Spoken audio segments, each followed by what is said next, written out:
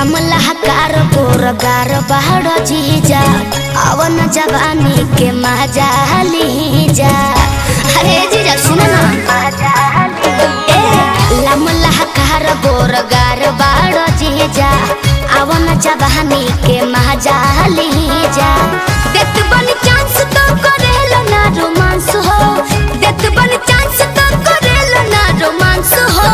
मोहरत का इतना लाजा ऐसन लड़की ये दादा बोले ना पाले, ऐसन लड़की ये दादा बोले ना पाले।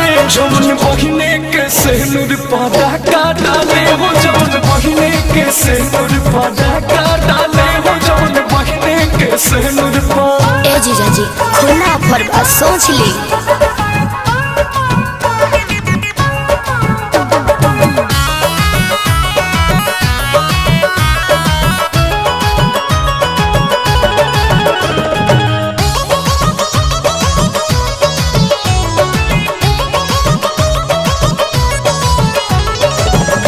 हुसैन बानी जी कोई परेशानी ना, बात राज रही जी दीदियो जानी ना।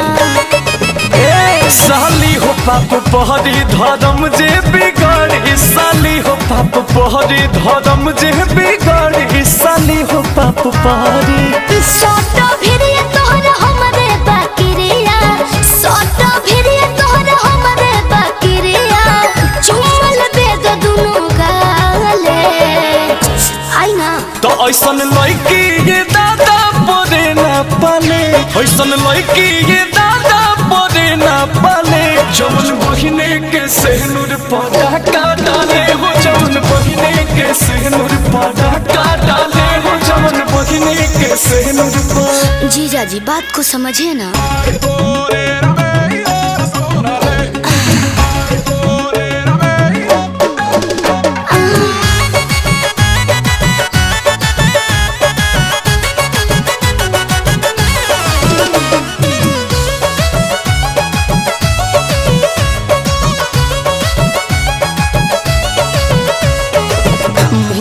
के लगारदा अब मल सधालो, जतना हक बहु खुश जी ओह से ज्यादा लो।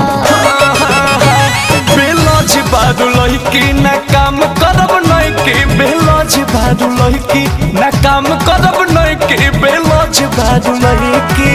गाँव चल जाइब तो अब ना भेटाइब, गाँव चल जाइब तो अब ना भेटाइब।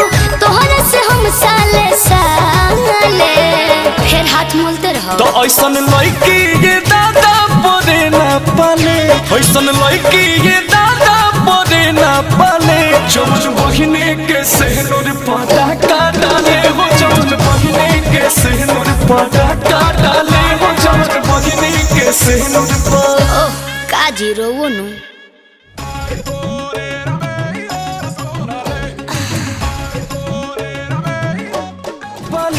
ऐसन लड़की ये दादा बोले ना पाले। जौन बहिने के सेनुर पादा का डाले हो, जौन बहिने के सेनुर पादा